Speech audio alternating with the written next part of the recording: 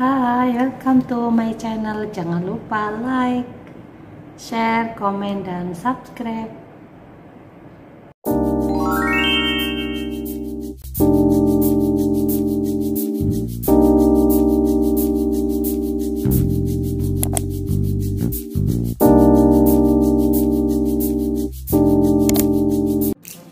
Assalamualaikum warahmatullahi wabarakatuh. Alhamdulillah, kita sudah masuk pada materi ke-6 mata kuliah Ekonomi Budaya dan Kearifan Lokal. Pada materi kali ini kita akan membahas tentang kewirausahaan dalam berbisnis. Yang pertama, kita akan membahas pengertian kewirausahaan. Kewirausahaan berasal dari istilah entrepreneurship yang berarti perilaku dinamis, berani mengambil resiko, reaktif, dan berkembang. Kewirausahaan adalah suatu proses seseorang guna mengejar peluang-peluang, memenuhi kebutuhan dan keinginan melalui inovasi tanpa memperhatikan sumber daya yang mereka kendalikan. Ya, ini menurut Robin.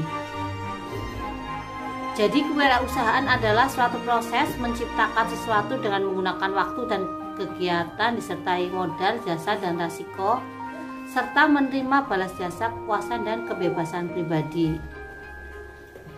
Selanjutnya kita akan membahas tentang 3 sasaran dalam kewirausahaan. Apa saja sasarannya ya? Yang pertama, sasaran kewirausahaan yang pertama adalah instansi pemerintah dengan kegiatan usaha BUMN atau badan usaha milik negara, organisasi profesi, dan kelompok masyarakat. Lalu sasaran yang kedua adalah para pelaku ekonomi terdiri dari pengusaha kecil dan koperasi. Yang ketiga, sasaran kewirausahaan adalah generasi muda, anak muda, ya baik yang putus sekolah maupun tidak, dan calon wisudawan. Ya, itu sasaran-sasarannya. Lalu fungsi dan tujuan wirausaha. Kita akan bicara dulu fungsinya ya. Meningkatkan jumlah wirausaha yang berkualitas dan kompeten, menyadarkan masyarakat tentang semangat berwirausaha yang tangguh dan tekun, menghasilkan kemajuan dan kesejahteraan masyarakat daerah, dan yang terakhir, membudayakan semangat, sikap, perilaku, kemampuan kewirausahaan di kalangan masyarakat. Ya, jadi ada mental bisnis atau mental kaya atau mental bos ya. Jadi biar punya usaha sendiri, tidak ikut terus jadi pekerja. Biasanya kan kalau orang yang baru lulus, anak sekolah baru lulus kan biasanya pengen langsung kerja di sini. Tapi ini kalau berwirausaha itu punya usaha sendiri. Biasanya dimulai dari usaha kecilan dulu dan akan berkembang pesat kemudian maju gitu ya. Sikap-sikap yang harus dimiliki oleh wirausahawan agar usahanya atau bisnisnya itu sukses gitu ya. Yang pertama, memiliki gairah pada bisnis ya. Misalnya kalau nggak bergairah, nggak semangat ya, nanti nggak bakalan sukses. Nggak ada semangat, malesan gitu ya, males, capek lah, males lah itu ya. Yang kedua, buatlah contoh kepercayaan. Jadi tumbuhkan trust atau kepercayaan masyarakat bahwa produknya itu atau bisnisnya itu bermanfaat ya, dicari banyak orang, menguntungkan gitu ya. Yang ketiga, jadilah fleksibel kecuali dengan nilai-nilai inti ya. Misalnya harus fleksibel, tapi kalau fleksibelnya harus mengubah-ubah sholat subuh jadi 3 ya, itu bukan fleksibel ya. Maksudnya hal-hal yang sudah ada ketentuannya ya jangan digoyang ya, jangan diubah-ubah, udah saklek gitu nggak usah. Tapi harus jadi fleksibel, maksudnya bisa berada di lingkungan manapun, misalnya di anak muda bisa, ibu-ibu rumah tangga, emak-emak rempong bisa, atau di lingkungan santri misalnya juga bisa. Nah, fleksibelnya itu gitu, jangan kaku ya kayak Kanebo. Selanjutnya, jangan biarkan rasa takut gagal terus kembali. Nah, biasanya kalau wirausahawan atau entrepreneurship muda itu biasanya dia akan gagal dulu karena belum tahu ilmunya, atau karena baru percobaan, atau karena baru memulai. Itu jangan sampai membuat setelah gagal terus mau bangkit kembali malas atau takut atau was-was dan sebagainya, jangan sampai. Selanjutnya membuat keputusan tepat waktu. Nah, ini kalau nggak tepat waktu, selisih berapa menit atau bahkan berapa detik saja sudah diambil kesempatannya oleh orang lain. Nah, biasanya tepat waktu ini penting untuk mengejar hal-hal itu tadi ya, yang nanti kalau nggak buru-buru keburu diambil orang. Tapi biasanya juga karena lamanya itu kan karena digodok dulu ya, atau karena dimusyawarahkan dulu dengan tim. Misalnya yang bikin lama itu biasanya begitu, meminta pertimbangan-pertimbangan. Makanya kalau yang punya usaha atau yang punya usaha atau wirausahawan itu harus yang itu juga biar keputusannya itu tepat ya, tepat waktu, tepat sasaran.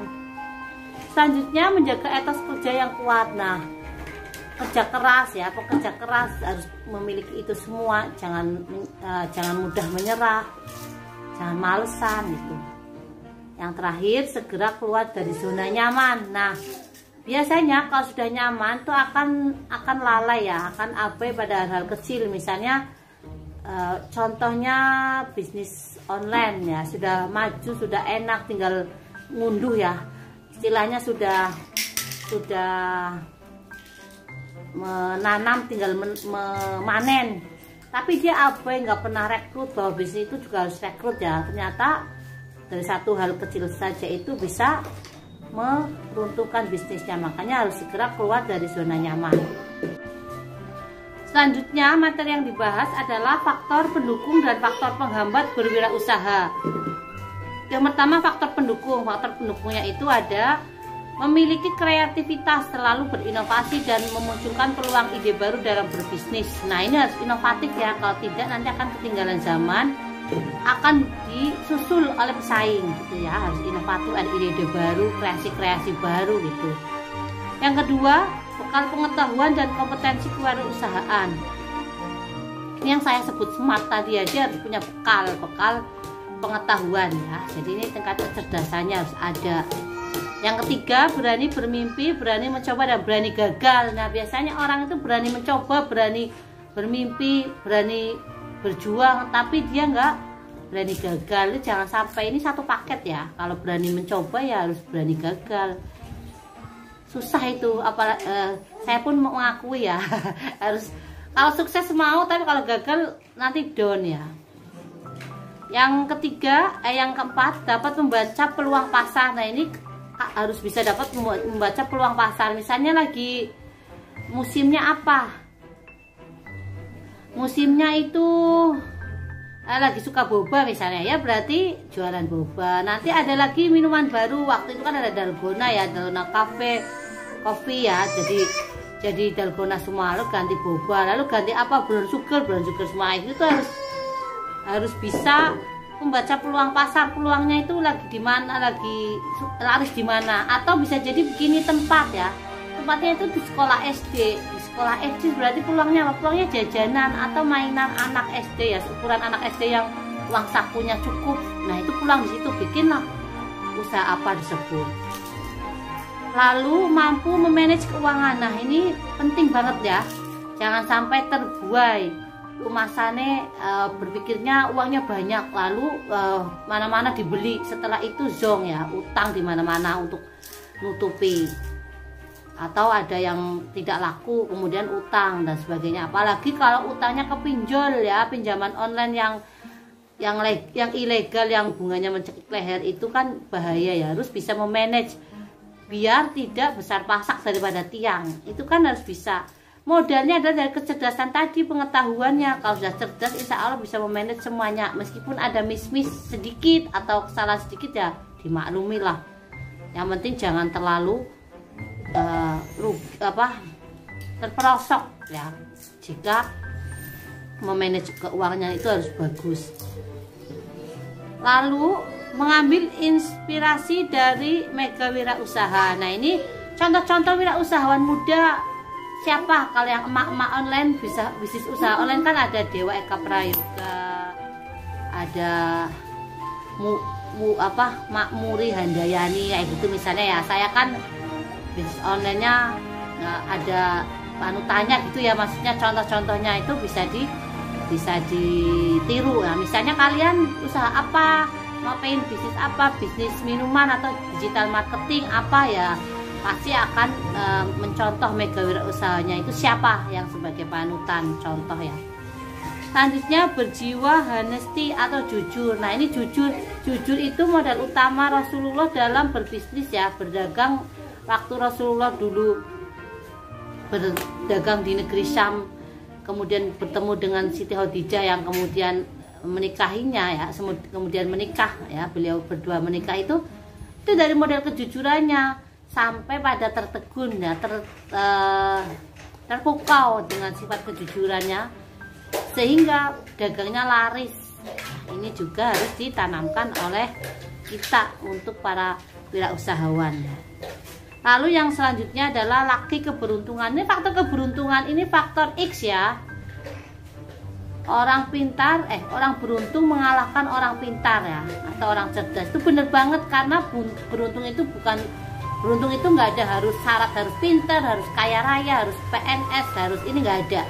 Beruntung itu bisa melekat di siapa saja dari faktor keberuntungan yang dikasih oleh Allah ya, oleh Tuhan. Jadi misteri atau itu faktor X. Selanjutnya adalah faktor penghambat. Nah, faktor penghambatnya itu ada beberapa ya, ada ketidakmampuan manajemen, termasuk manajemen uang ya, atau mengelola keuangan, kurang pengalaman, nah belum ada pengalaman, kurangnya modal, apalagi modalnya nggak ada ya, buat bayar karyawan malah minus misalnya. Gagal mengembangkan perencanaan strategis. Nah, rencana-rencananya itu plan A, plan B, plan C itu malah gagal semua ya, sudah dicoba semua itu karena gagal di situ di perencanaannya.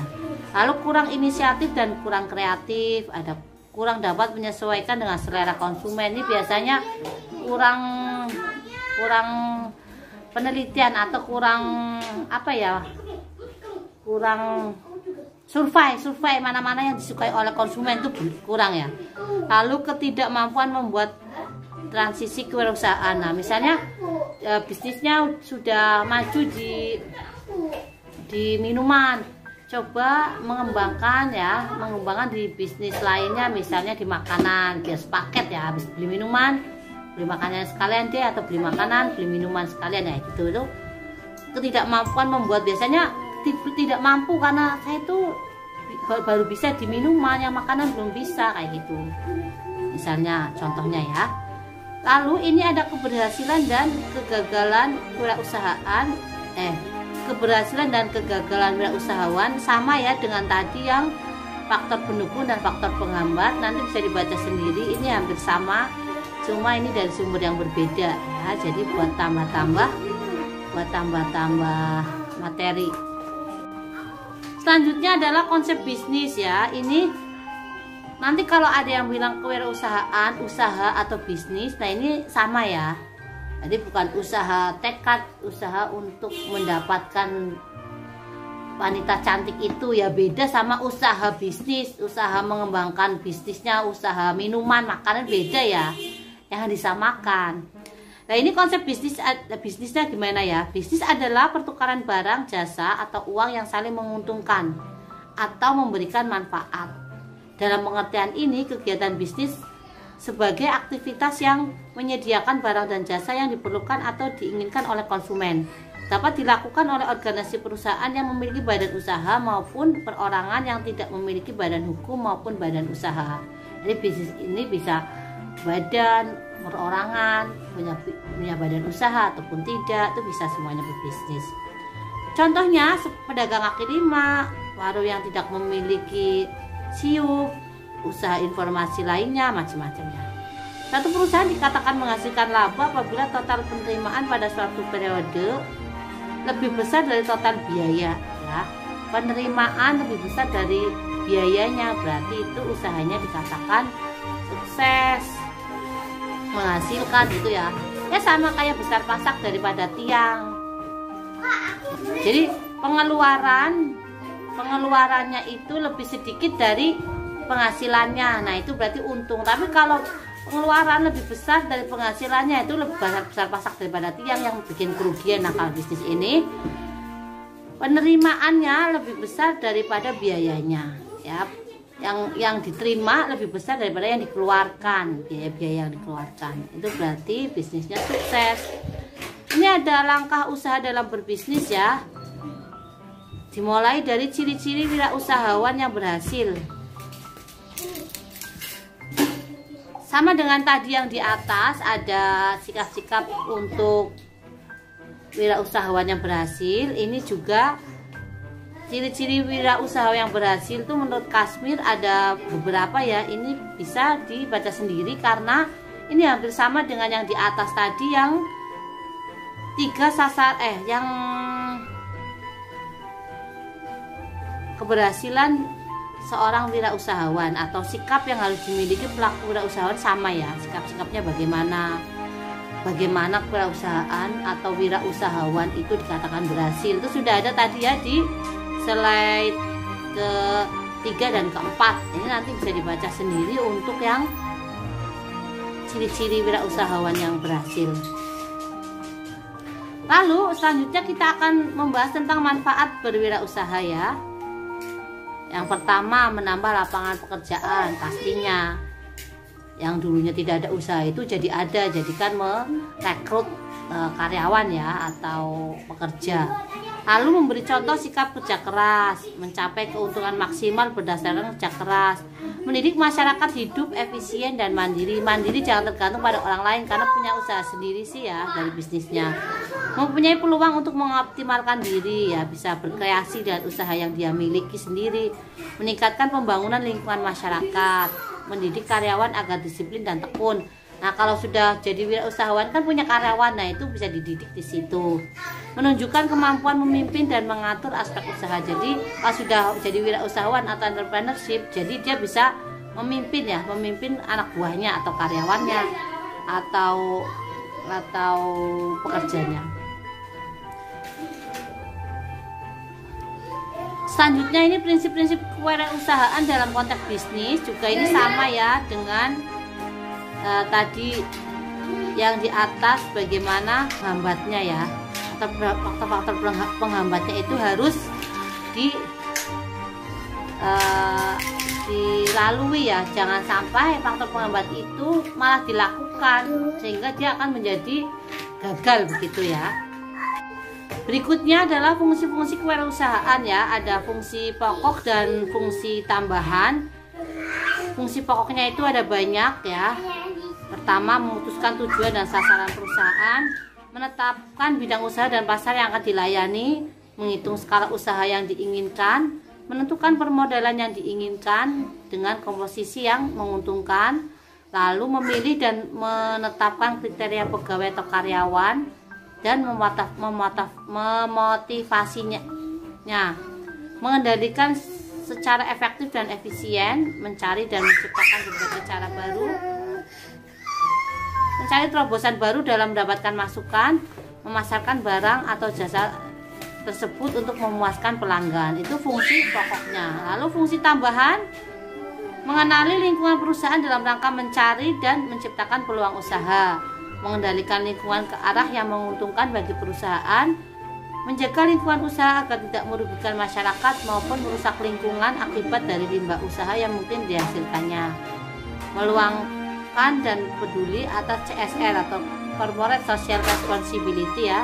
Setiap perusahaan harus peduli dan terus serta bertanggung jawab terhadap lingkungan sosial di sekitarnya.